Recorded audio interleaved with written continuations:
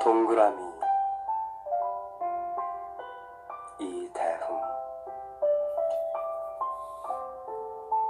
어머니는 말을 둥글게 하는 버릇이 있다.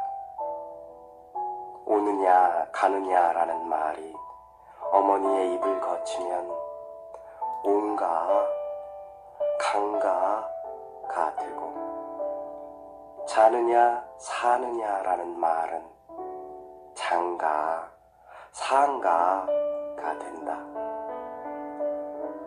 나무의 잎도 그저 푸른 것만은 아니어서 밤낭구 잎은 푸르딩딩해지고, 밭에서 일하는 사람을 보면 일한가 된가 하기에 장가 가는가라는 말은 장가 간가가 되고, 애기 낳는가라는 말은 낳은가가 된다. 간가, 낳은가, 단가, 란가, 망가가 수시로 사용되는 어머니의 말에는 한사코 이응이 다른 것들을 떠받들고 있다. 남한테 해코지 한 번 안 하고 살았다는 어머니, 일생을 흙 속에서 산 무장 허리가 굽어져 한쪽만 뚫린 동그라미 꼴이 된 몸으로 어머니는 아직도 당신이 가진 것을 퍼주신다. 머리가 발에 다 둥그러질 때까지 C자에 열린 구멍에서는 살리는 것들이 쏟아질 것이다. 우리들의 받침인 어머니. 어머니는 한사코 오손 도순 살아나이 당부를 한다. 어머니는 모든 것을 둥글게 하는 버릇이 있다.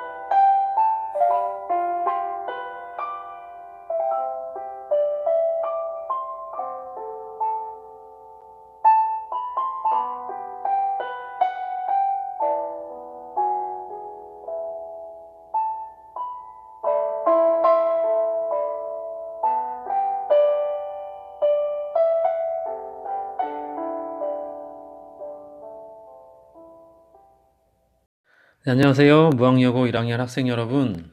저는 오늘부터 여러분과 함께 국어 수업을 하게 될 김성근이라고 합니다. 지금 코로나 때문에 이제 개학이 연기되어서 이렇게 온라인으로 처음 인사를 하게 되었는데요. 앞으로 진짜 개학을 할 때까지는 이제 오늘처럼 동영상 강의를 통해서 여러분과 만나게 될 것 같아요. 조금 어색하고 낯설고 그렇더라도 우리가 상황이니만큼 많이 이해해 주시고 끝까지 잘 따라와 주셨으면 합니다. 네, 아무튼 만나서 반갑고요. 우리 자세한 서로 소개나 친해지는 거는 나중에 학교에서 하도록 하고, 그럼 이제 수업 얘기 바로 들어가 볼게요. 네, 먼저 이제 수업 어떻게 진행할지, 그리고 어떤 내용으로 수업을 하게 될지 수업 안내 하도록 할 텐데요. 먼저 오른쪽을 봐주시겠어요? 자, 앞서 말한 것처럼 개학 때까지 이렇게 온라인 강의로 진행이 되긴 할 텐데요.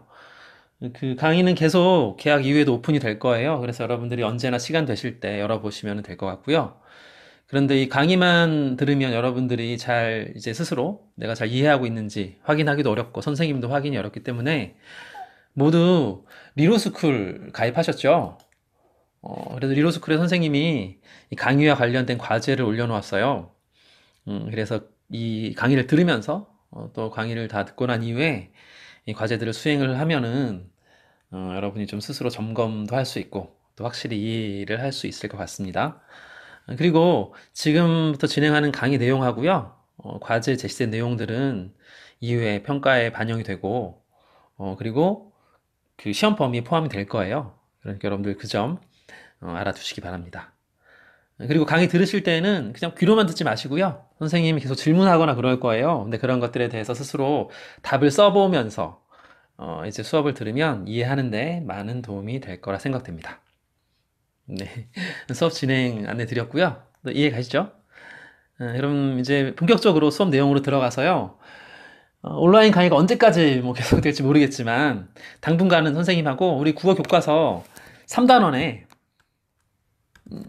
의문의 변동이라고 하는 이제 단원이 있어요. 의문의 변동이 아니라 뭐 올바른 국어 생활인 것 같네요. 네, 그 안에 의문의 변동이라는 단원이 있는데요. 이제 그거를 배우기 위해서는 여러분이 이제 초등학교, 중학교 때 배워온 의문의 기초가 좀 탄탄히 쌓여 있어야지 그 부분을 여러분이 이해하는데 좀 수월할 수가 있어요. 그래서 우선 이제 앞으로 몇 번의 강의에서는 의문의 기초에 대해서 좀 살펴보도록 할 거예요. 근데 이제 여러분이 이미 분명히 배우긴 했을 텐데 이 단어가 굉장히 좀 낯설기도 하고 좀 추상적이어서 어려울 거라는 느낌이 드는데요. 너무 어렵게 생각하지 않았으면 해요. 우리 앞에 그 시 한 편 봤었죠. 그래서 문법 수업에 갑자기 웬 시가 나오나 그렇게 의아해한 친구들도 있을 텐데요. 그 시 기억나나요? 누구에 대한 시였나요? 맞아요. 어머니에 대한 시였고요. 어머니를 좀 이 사람이 표현하는 그런 뭔가가 있었어요. 뭘로 표현했나요?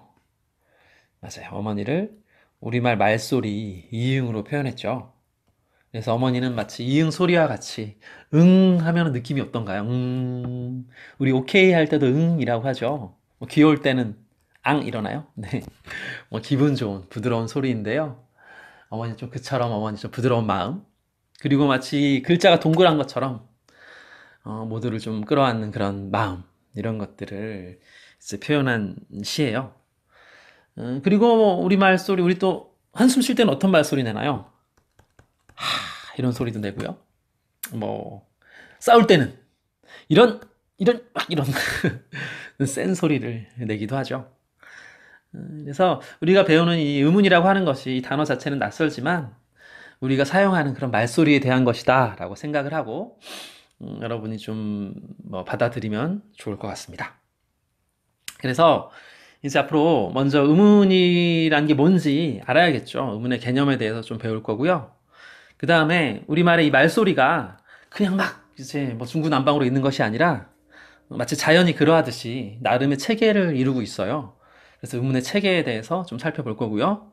그리고 이 우리말 말소리가 그냥 원래 모양 그대로 있는 것이 아니라 상황에 따라서 바뀌어요. 그래서 이 의문이 어떻게 변화하는지 그런 의문 변동 현상에 대해서 좀 살펴볼 예정입니다. 네.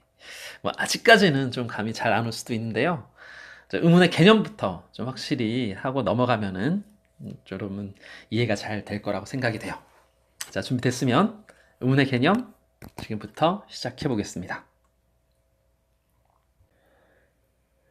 예, 그럼 이제부터 의문의 개념에 대해서 설명을 하도록 하겠습니다.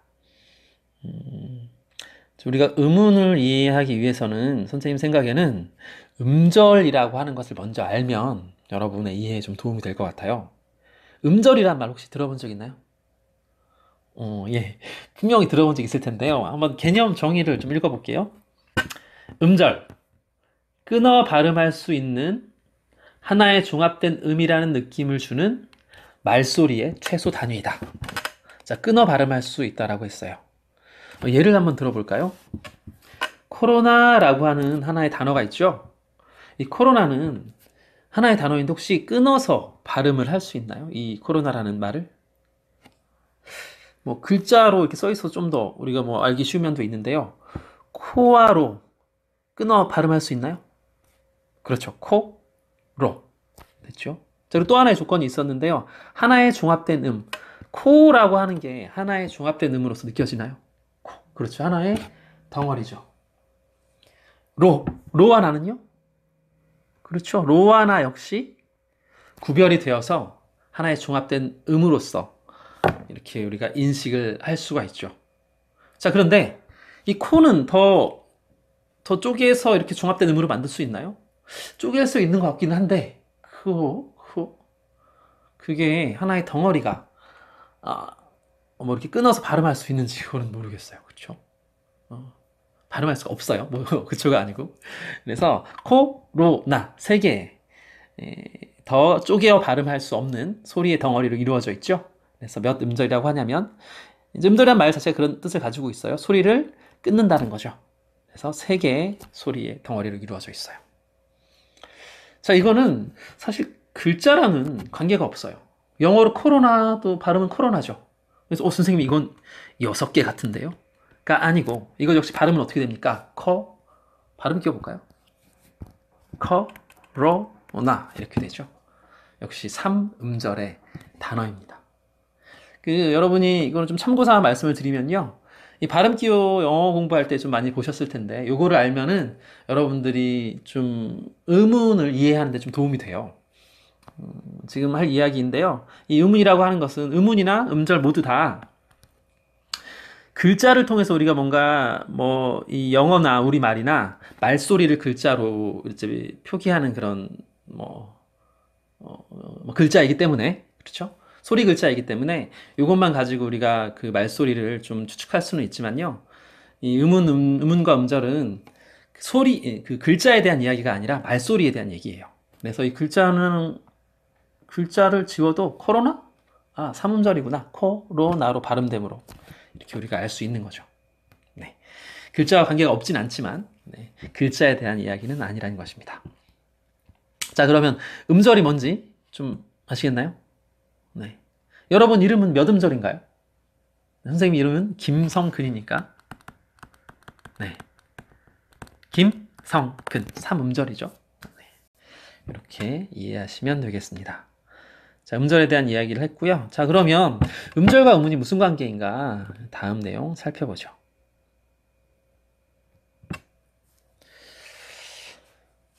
자, 음운의 개념. 먼저 음절과 관련지어서 음운의 개념을 설명해 보면 이렇게 이야기할 수 있어요.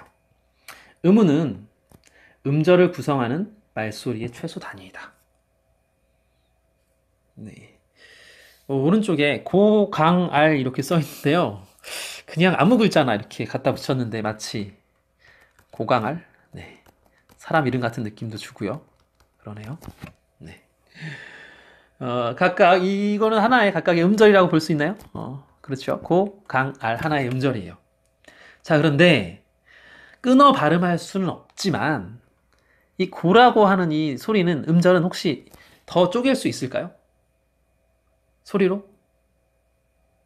한번 고를 천천히 발음해 보죠.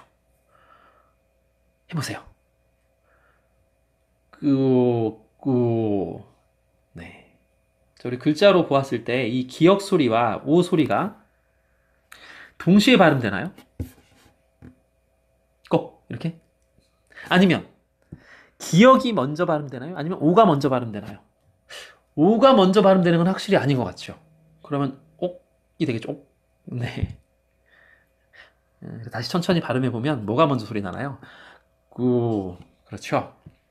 그 소리 뒤에 오 소리가 오게 됩니다. 이렇게 고는 얘네들을 분리해서 발음하진 않지만 나누어 발음하진 않지만 몇 개의 말소리로 이루어져 있다고 볼 수 있어요? 2개의 말소리로 이루어졌다고 볼 수 있죠. 자, 얘네는 혹시 더 쪼갤 수 있나요? 그와 오는? 더 쪼갤 수는 없죠. 그래서 이 음운은 음절을 구성하는 말소리의 최소 단위이다. 이렇게 얘기할 수가 있어요. 자, 정리해보면 여기다 적어볼게요. 그 옆에다가 고는 음운. 그럼 얘는 각각의 음운이라고 얘기할 수 있겠죠? 음운 기역과 음운 오가 합쳐진 말이다. 라고 할 수 있겠고요. 자, 이거를 아까 발음 기호 얘기했었는데 그냥 뭐 쉽게 얘기하면 알파벳 떠올리시면 돼요. 고라고 하는 발음 알파벳을 어떻게 쓰면 될까요?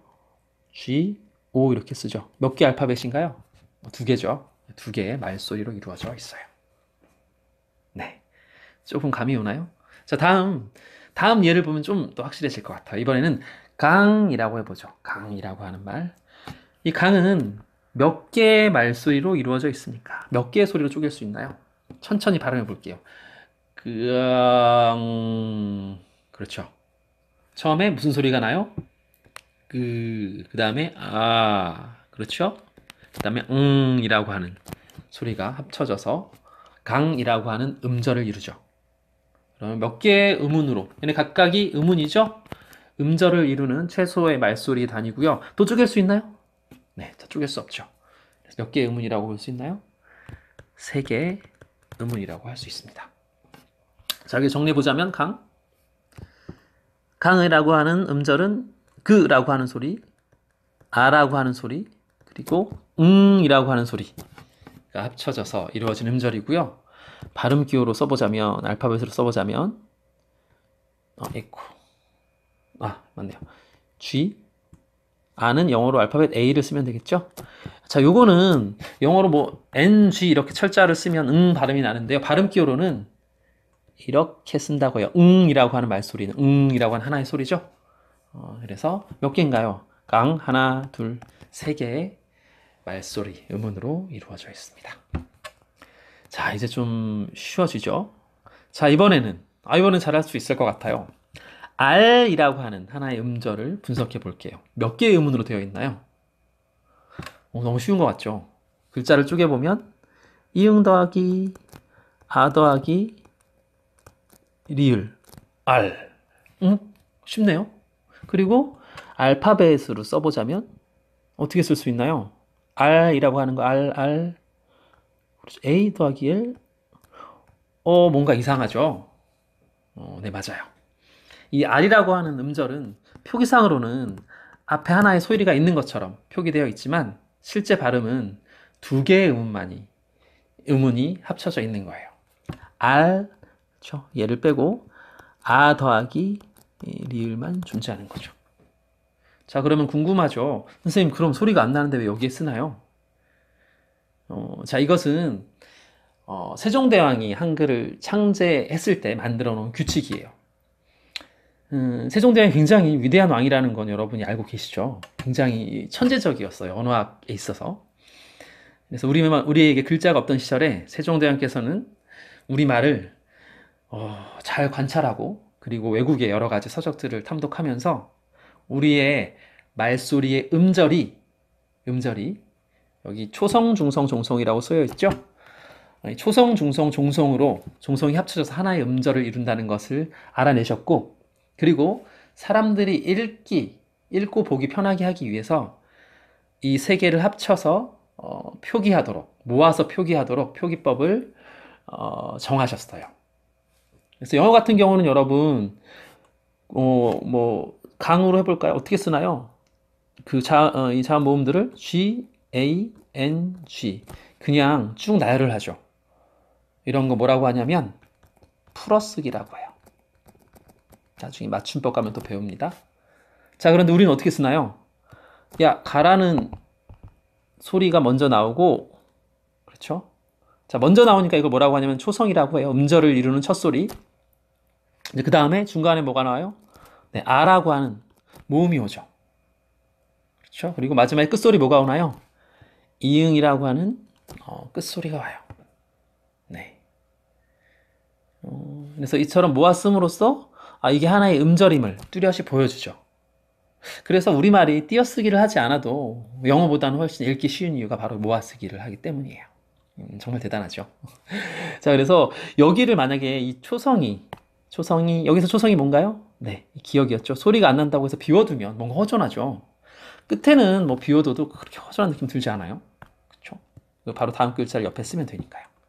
하지만 이것이 비어있는 건 좀 보기에 균형이 맞지 않다 이렇게 생각을 하셨는지, 그렇죠? 음절의 형태가 좀 띄지 않아서인지 이렇게 소리가 나지 않는, 소성의 소리가 없는 경우에는 이 소리가 나지 않는 표시인 이응을 앞에 써주도록 이렇게 만들었죠. 자, 그래서 결과적으로 보면, 자, 이 강의 종성에도 이응이 있고, 이건 종성은 아니죠. 소리가 나지 않으니까. 이 처음 자리에 이응이 있지만, 둘 다 같은 글자이지만, 자, 이 이응은, 강의 이응은 소리가 있어요, 없어요? 그렇죠. 이 응이라고 하는 소리값이 있죠. 하지만 요거는 소리값이 없어요. 소리가 없다는 얘기예요. 네. 이해가 되나요? 네. 자, 그럼 다시 정리해보면 R은 그럼 몇 개의 음문으로 이루어져 있습니까? 2개의 음문으로 이루어져 있죠.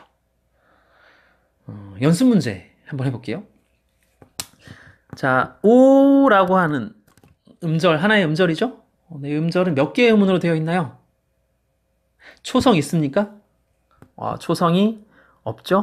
초성 없고요. 중성 있나요? 그렇죠. 중성은 모음이죠. 오가 있고요. 종성 있나요? 종성 없죠. 그래서 몇 개의 음문으로 되어 있습니까? 오라고 하는 하나의 음문으로 되어 있고요. 발음 기호로 쓰면 어떻게 되겠어요? 그렇죠. 알파벳 O만 쓰면 되겠죠. 네, 그래서 음절과 관련하여 음문의 어떤 첫 번째 좀 쉬운 개념을 얘기해 봤어요. 자, 음문은 뭐다? 음절을 구성하는 말소리의 최소 단위이다 라는 이야기입니다. 자, 그런데 여기까지 해놓고 보니까 좀 더 쉬운 설명이 있을 것 같아요. 그렇죠? 보세요. 기역, 오, 기역, 아, 이응. 얘네 다 각각 음문이죠? 음문.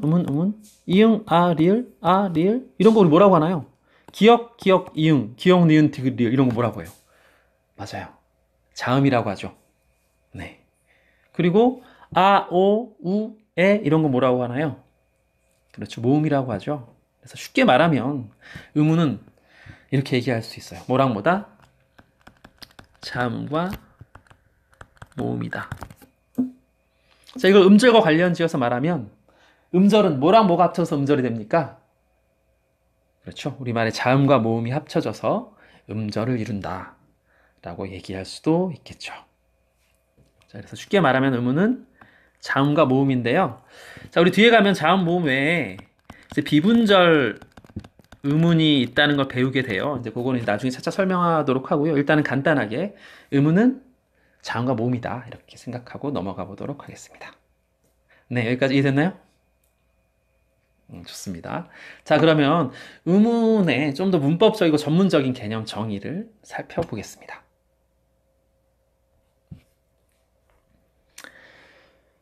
자, 이번에는 음문의 좀 더 문법적이고 전문적인 개념을 살펴볼 텐데요. 자, 앞서 간단한 개념, 음절과 관련지어서는 음문은 음절을 구성하는 말소리의 최소 단위라고 했고요. 뭐랑 뭐라고 했어요? 쉽게 얘기하면? 그렇죠. 자음과 모음이다 라고 이야기를 했습니다. 자, 그런데 좀 더 이제 기능적으로 이제 이야기를 해보면요. 음문은 이렇게 정의할 수 있어요. 빨간색으로 읽어보겠습니다. 자, 음문이란 읽어볼까요? 말의 뜻을 구분하는 말의 최소 단위이다. 이게 뭔 소리야? 말의 뜻을 구분하는 말의 최소 단위이다. 좀 긴가민가하죠? 좀 풀어 써볼게요. 밑에 회색 글씨 보시면요. 자, 음문이 말의 뜻을 구분함으로 한 단어 안에서 음문이 달라지면 그 단어는 뜻이 어떻게 돼요? 뜻이 구별되니까 달라진다 이렇게 얘기할 수 있겠고요. 또 바꾸어 얘기하면 한 단어에서 한 음문이 하나가 바뀌면 다른 단어가 된다 라는 얘기예요. 네, 좀 영어의 예를 한번 들어볼까요? 뭐 어려운 얘기가 아니에요. 영어에도 자음 모음이 있죠. 근데 그 자음 어떤 한 단어에서 자음이나 모음 하나가 바뀌면 다른 단어가 된다. 영어로 뭐 플레이라는 단어가 들어본 적이 있죠. 뭐 놀다 뭐 이런 뜻인가요? 네. 근데 여기서 한번 자음 하나 바꾸어죠. P-L-L-A-Y를 pray로 바꾸면 기도하다인가요? 전혀 다른 단어가 되죠. 그래서 바꾸어 얘기하면 L과 R은 각각 다른 음문이다 이렇게 얘기할 수 있겠나요? 그렇죠. 이 음문이 달라지면 다른 단어가 되기 때문에요. 이해가죠? 그러면 우리말 단어로 한번 살펴보겠습니다. 자, 왼쪽에 불이라고 하는 단어가 있는데요. 불은 몇 개의 음문으로 이루어져 있나요? 네, 초성이 뭐죠? 예, 비읍이고요. 중성은 우, 부, 그 다음에 마지막에 무슨 소리가 와요? 부가 아니라 뒤에 부울리오죠? 리을입니다. 3개의 음문으로 이루어져 있어요. 자, 그런데 불의 초성 비읍을 다른 자음으로 한번 바꿔볼까요? 여러분 자음 아무거나 넣으세요. 굴, 네. 눌이라는 단어가 있네요. 둘이라는 단어도 있네요. 룰. 뭐, 완전 다른 단어가 되네요. 그렇죠? 자, 그러면 이 의문을 바꾸니까 얘네가 다른 단어가 됐죠? 그러면 이 그, 드, 르는 각각 다른 의문이라고 할 수가 있겠네요.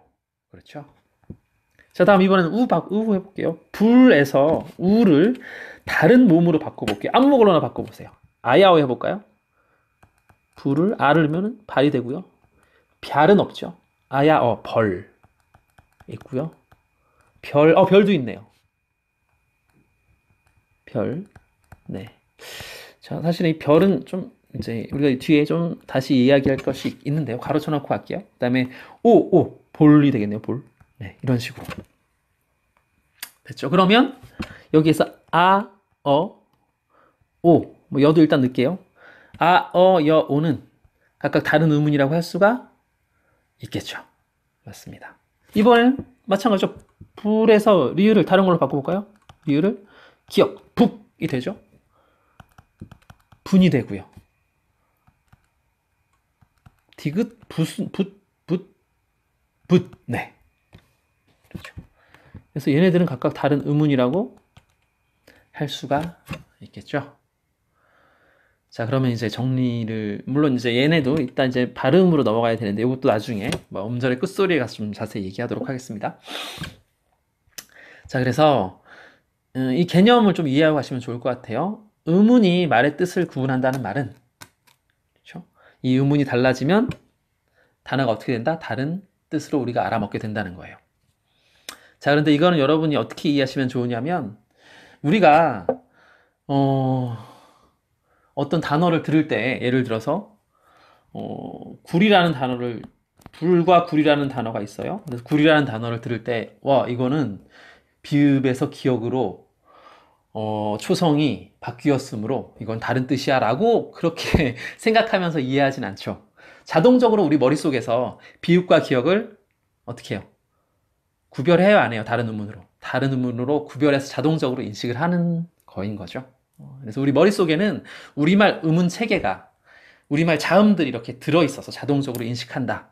이렇게 보시면 될 것 같습니다. 우리말 자음 모음들이 이렇게 들어있어서요. 네. 그렇게 이해하시면 될 것 같습니다. 네. 좀 정리되나요? 네, 그러면 이제 의문의 개념에 대한 설명 여기까지 하고요. 이제 다음으로는 방금 얘기한 거, 이제 의문이 우리 머릿속에 저장되어 있다고 하는데 그게 좀 무슨 말인지를 좀 설명해 보도록 할게요. 자, 의문이 우리 머릿속에 저장되어 있다, 이 말이 무슨 말이냐면, 이거는 이제 외국의 말과 좀 비교해 보면은 알 수가 있어요. 질문을 해볼게요. 여러분. 자, 의문은 자음 모음이라고 했는데요.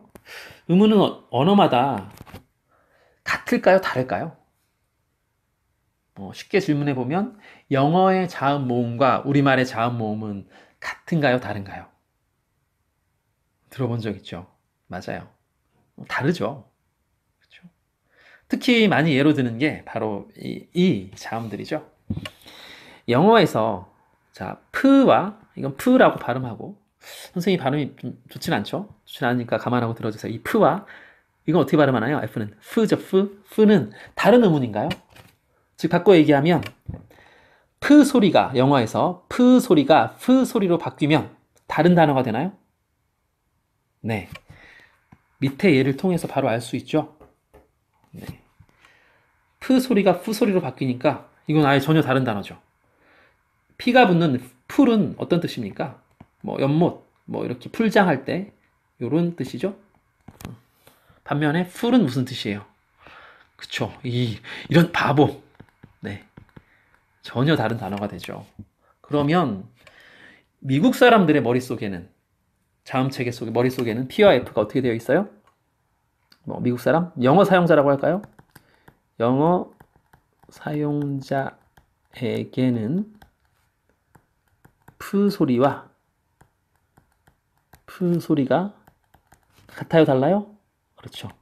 다른 의문이에요. 오케이. 자, 프는 왜 다른 소리 맞아요? 근데 머릿속에서도 다른 소리로 인식한다는 얘기예요. 언어를 사용할 때. 반면 우리말에서는 어떠한가 봅시다. 자, 우리말에서 프 소리와 프 소리는 다른 의문인가요? 자, 이거는 글자만 봐도 사실은 알 수가 있어요. 영어에는 프와 프가 다른 의문이기 때문에 각각 나타내는 글자가 따로 있죠. 프 소리를 나타내는 p가 있고 프 소리를 나타내는 f가 따로 있죠. 하지만 우리 글자에는 이걸 구별하는 글자가 따로 있나요? 없죠. 뭐만 있어요? 맞아요. 피음만 있죠. 그래서 우리나라 사람들은 여러분 보세요. 이 풀이라고 하든 풀이라고 하든 우리말 단어에서 말이죠. 다른 단어로 인식해요, 안 해요? 다른 단어로 인식하지 않아요. 자랑처럼 풀이 무성할 거이다라고 하든 아니면 자랑처럼 풀이 무성할 거이다라고 하든 물론 약간 뒤에 게 장난치는 느낌이 들 수는 있지만 그 단어 자체의 뜻이 바뀌진 않죠. 그렇죠? 그래서 한국어 사용자에게는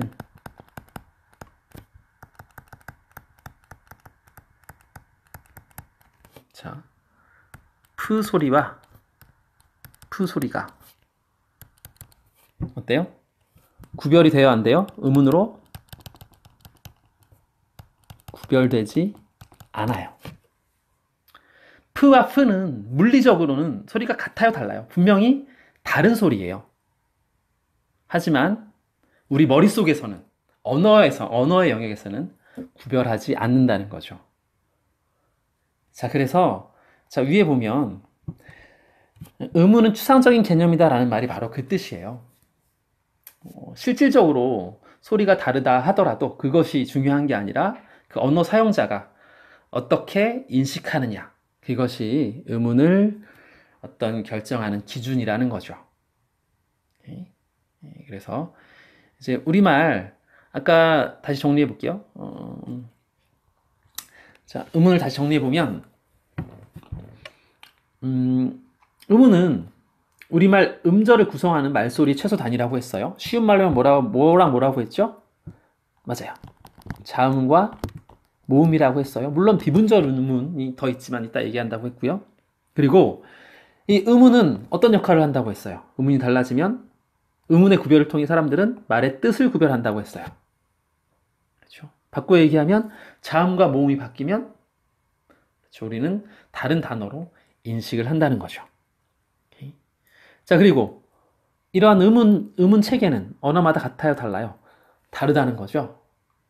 쉽게 이야기하면 한국어 사용자들이 인식하고 있는, 머릿속에 가지고 있는 의문의 체계와 영어 사용자들이 가지고 있는, 머릿속에 가지고 있는 의문의 체계가 다르다는 거죠. 그래서 우리는 외국어 사용자들이, 영어 사용자들이 발음하는 발음을 잘 못하기도 하고요. 영어 발음을 잘 듣지 못하기도 하는 이유가 바로 거기에 있어요. 우리 머릿속에는 미국인들은 F와 F를 구별해서 듣는 그런 체계가 들어있지만 우리에게는 그렇지 않기 때문이죠. 네. 자, 그래서 이제 마지막 정리해보면요. 의문에 대해서 우리가 배웠습니다. 의문이 합쳐져서 음절을 이루고요. 쉽게 얘기하면 자음과 모음이고요. 그리고 사람들은 이 자음과 모음의 구별에 따라서 단어를 인식하고 말의 뜻을 구별하여 인식하게 되죠. 근데 그것은 언어마다 다르다입니다. 네, 여기까지 이제 오늘 수업 내용 마쳤고요. 앞서서 우리 리로스쿨의 탐구 활동, 여러 가지 활동 과제가 있다고 했는데요. 그 중에 요거는 좀 생각해 볼 문제이어서 따로 여기다가 선생님이 기록을 해두었는데요. 이제 여러분이 그 활동란에 우리말과 다른 영어의 의문을 한 개 이상 한번 찾아보시고 그 우리말과 영어 단어를 각각 예로 들어서 설명을 해보세요. 그러면 선생님이 말한 부분이 조금은 더 잘 이해가 될 것입니다. 자, 그럼 여기까지 의문의 개념에 대한 설명을 마치고요. 다음 시간에는 우리말 의문 체계에 대해서 배워보도록 하겠습니다. 네, 오늘 첫 수업이어서 이렇게 좀 뭔가 어수선하고 글씨도 좀 잘 못 써진 것 같은데요. 다음에 좀 더 네, 즐거운 시간으로 준비하도록 하겠습니다. 수고하셨습니다.